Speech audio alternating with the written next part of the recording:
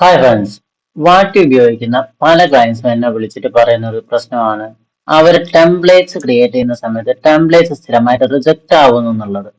അപ്പം എന്തുകൊണ്ടൊക്കെയാണ് templates reject ആവുന്നത്, അല്ലെ എന്തൊക്കെ ചെയ്ത് കഴിഞ്ഞാൽ ടെംപ്ലേറ്റ്സ് റിജക്റ്റ് ആവും, അതല്ലാന്നുണ്ടെങ്കിൽ റിജക്റ്റ് ആവാതെ എങ്ങനെ ടെംപ്ലേറ്റ്സ് ക്രിയേറ്റ് ചെയ്യാം എന്നുള്ളത് നമുക്ക് ഇന്നത്തെ ഒരു വീഡിയോ നോക്കാം. അതിനായിട്ട് ഇവർ കുറച്ച് ഗൈഡ് ലൈൻസ് പറയുന്നുണ്ട്, കോമൺ ആയിട്ട് വരുന്ന കുറെ മിസ്റ്റേക്സ്, അതിനെ കുറിച്ചുള്ള കുറച്ച് ഗൈഡ് ലൈൻസ് പറയുന്നുണ്ട്. അപ്പൊ നമുക്ക് ആ ഗൈഡ് ലൈൻസ് എന്താണെന്ന് അറിയാൻ വേണ്ടി ഇവിടെ ടെംപ്ലേറ്റ് മെസ്സേജിന്റെ ഇവിടെ തന്നെ അവര് അത് വായിക്കാനുള്ള ലിങ്ക് കൊടുക്കുന്നുണ്ട്.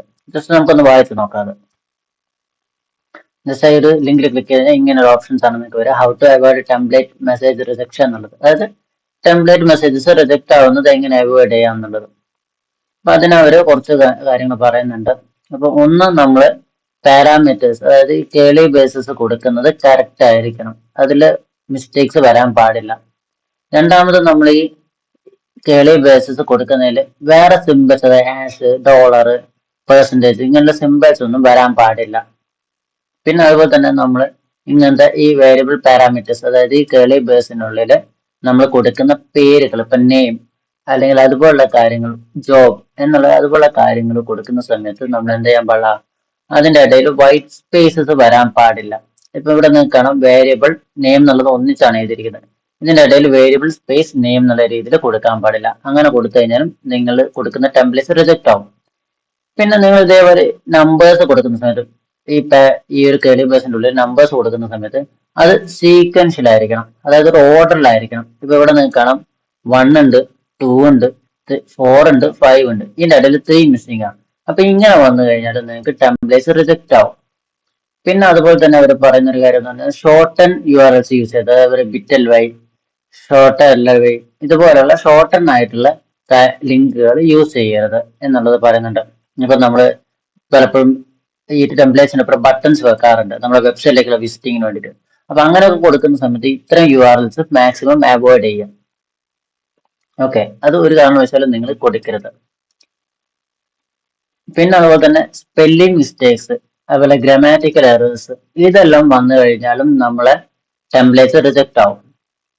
ഓക്കെ, പിന്നെ ഏഴാമത്തെ പോയിന്റ് ആയിട്ട് പറയുന്നത് എന്താണെന്ന് വെച്ച് കഴിഞ്ഞാൽ നമ്മൾ കസ്റ്റമേഴ്സിന്റെ കയ്യിൽ നിന്ന് സെൻസിറ്റീവ് ആയിട്ടുള്ള ഇൻഫർമേഷൻസ് കളക്ട് ചെയ്യുന്ന രീതിയിൽ ടെംപ്ലേറ്റ്സ് ക്രിയേറ്റ് ചെയ്തത്, അതായത് credit card number, address, bank account number, ഇങ്ങനെയുള്ള കാര്യങ്ങൾ ഒന്നും നമ്മൾ ചെയ്യാൻ പാടില്ല.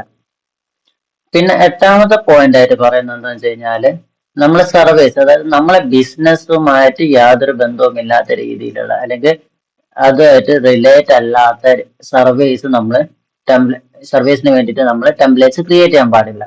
അങ്ങനെ ചെയ്തു കഴിഞ്ഞാൽ നമ്മുടെ ടെംപ്ലേറ്റ്സ് റിജക്റ്റ് ആവും. പിന്നെ അതുപോലെ അബ്യൂസീവ് ആയുള്ള കണ്ടന്റുകൾ, അവർ ഭീഷണി, മോശമായുള്ള വാക്കുകൾ, ഇങ്ങനെയുള്ള കാര്യങ്ങളൊന്നും നമ്മൾ എന്ത് ചെയ്യാൻ പാടില്ല, നമ്മളെ ടെംപ്ലേറ്റ്സിൽ ഇൻക്ലൂഡ് ചെയ്യാൻ പാടില്ല. ഓക്കെ, അങ്ങനെ ഇൻക്ലൂഡ് ചെയ്ത് കഴിഞ്ഞാൽ നിങ്ങൾക്ക് റിജക്ഷൻ വരും. പിന്നെ അതുപോലെ തന്നെ ഉള്ളൊരു കാര്യം എന്താണെന്ന് വെച്ച് കഴിഞ്ഞാൽ നമ്മൾ എക്സിസ്റ്റിംഗ് ആയിട്ടുള്ള ഒരു ടെംപ്ലേറ്റ് വീണ്ടും എന്ത് ചെയ്യരുത്, ഡ്യൂപ്ലിക്കേറ്റ് ചെയ്യരുത്. ഡ്യൂപ്ലിക്കേറ്റ് ചെയ്ത് ചെയ്യാൻ പാടില്ല. ഓക്കെ, ആണ് ഇവിടെ പറയുന്നത്. If A template is submitted with the same wording in the body and footer of an existing template, the duplicate template will be rejected. അതായത് നമ്മൾ ഡ്യൂപ്ലിക്കേറ്റ് ആയിട്ട് ഉണ്ടാക്കുന്ന ടെംപ്ലേറ്റ്സ്, അതേ സെയിം ടെംപ്ലേറ്റ് തന്നെ ഡ്യൂപ്ലിക്കേറ്റ് ചെയ്ത് ഉണ്ടാക്കി കഴിഞ്ഞാൽ ആ ഡ്യൂപ്ലിക്കേറ്റ് ഉണ്ടാകുന്ന ടെംപ്ലേറ്റ് നമുക്ക് റിജക്ട് ആവും. പിന്നെ ഇവർ പറഞ്ഞ കുറച്ച് ലാംഗ്വേജസ് ഉണ്ട്, ആ ലാംഗ്വേജസ് തന്നെയായിരിക്കണം നമ്മൾ ടെംപ്ലേറ്റ്സ് ക്രിയേറ്റ് ചെയ്യേണ്ടത്.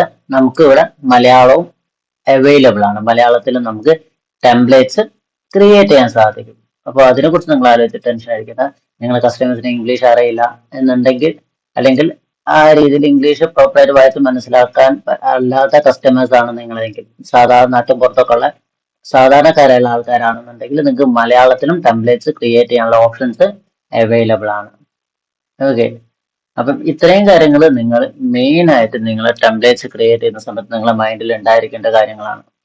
കോമൺ ആയിട്ട് എല്ലാവരും വരുത്തുന്ന ഒരു മിസ്റ്റേക്സും ഇത്തരം കാര്യങ്ങളിലാണ്. ഈ പറഞ്ഞ 1 to 11 ഈ 11 പോയിന്റിലാണ് പലരും മിസ്റ്റേക്സ് വരുത്തുന്നത്. അതുപോലെ തന്നെ ടെംപ്ലേറ്റ്സ് ക്രിയേറ്റ് ചെയ്യുന്ന സമയത്ത് നമ്മൾ ശ്രദ്ധിക്കേണ്ട മറ്റൊരു കാര്യം എന്ന് പറഞ്ഞാൽ, ടെംപ്ലേറ്റ്സ് ക്രിയേറ്റ് ചെയ്യുന്ന സമയത്ത് നമ്മൾ ആ ടെംപ്ലേറ്റിന്റെ ഒരു പേര് കൊടുക്കും.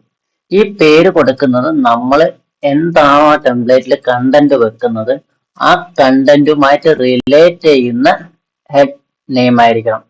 ഓക്കെ, ആ രീതിയിലുള്ള നെയിം ആണ്. ഇപ്പൊ നമ്മളൊരു മാർക്കറ്റിംഗ് ആണ്, മാർക്കറ്റിംഗ് ആഡ് ആണ്, ഒരു പ്രൊമോഷൻ ടെംപ്ലേറ്റ് ആണ് ക്രിയേറ്റ് ചെയ്യുന്നത്. അതിന് പേര് ഇപ്പം നമ്മൾ ആരെങ്കിലും ഒരാളെ പേര് വെച്ചു, ഇപ്പൊ നിങ്ങളെ പേരാ വെക്കുന്നത്, അങ്ങനെ ചെയ്യരുത്.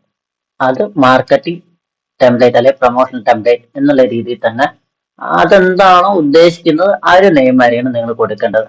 അതുപോലെ തന്നെ നമ്മൾ ചെയ്യേണ്ട മറ്റൊരു കാര്യം എന്ന് പറഞ്ഞു കഴിഞ്ഞാൽ നമ്മൾ കാറ്റഗറി സെലക്ട് ചെയ്യും. നമുക്കറിയാം 3 കാറ്റഗറി ആണുള്ളത് ടെംപ്ലേറ്റ് ക്രിയേറ്റ് ചെയ്യുന്ന സമയത്ത്. ഞാൻ ജസ്റ്റ് കാണിച്ചു തരാം നിങ്ങൾക്കത്. ഇവിടെ ന്യൂ ടെംപ്ലേറ്റ് മെസ്സേജ് എന്ന് പറഞ്ഞ് ചെയ്യുന്ന സമയത്ത് നിങ്ങൾക്ക് ഇവിടെ ഈ ഒരു ടെംപ്ലേറ്റ് ഒരു ഡിസൈൻ ചൂസ് ചെയ്തിട്ട് അതിൽ എഡിറ്റ് ചെയ്യാം. അതല്ലേ ഫ്രം സ്ക്രാച്ച് വെച്ചിട്ട് നിങ്ങൾക്ക് ക്രിയേറ്റ് ചെയ്യാം. ഞാനിവിടെ സ്റ്റാർട്ട് ഫ്രം സ്ക്രാച്ച് എന്ന് പറയുമ്പോൾ ഇവിടെയാണ് ഞാൻ ടെംപ്ലേറ്റ് നെയിം ഞാൻ പറഞ്ഞത്. ആ നെയിം കൊടുക്കുന്നത് നിങ്ങൾ എന്താണോ ടെംപ്ലേറ്റ് കൊടുക്കുന്ന കണ്ടന്റ് അത് റിലേറ്റഡ് ആയിട്ടുള്ള അതിനോട് റിലേറ്റഡ് ആയിട്ടുള്ള പേര് തന്നെയായിരിക്കാം.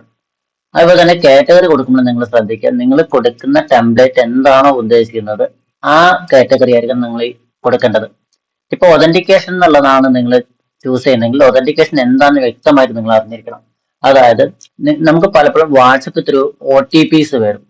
ഈ OTPകൾ അയക്കാൻ വേണ്ടിയിട്ട് അല്ലെങ്കിൽ OTP നമ്മൾ വാട്സപ്പ് ത്രൂ അയക്കാൻ വേണ്ടിയിട്ടാണ് നമ്മൾ ഒതന്റിക്കേഷൻ എന്ന് പറയുന്ന ഒരു കാറ്റഗറി യൂസ് ചെയ്യുന്നത്. കസ്റ്റമേഴ്സിന് OTP വാട്സപ്പ് ത്രൂ അയക്കാൻ വേണ്ടിയിട്ട് അല്ലെങ്കിൽ അതുപോലുള്ള കാര്യങ്ങൾ.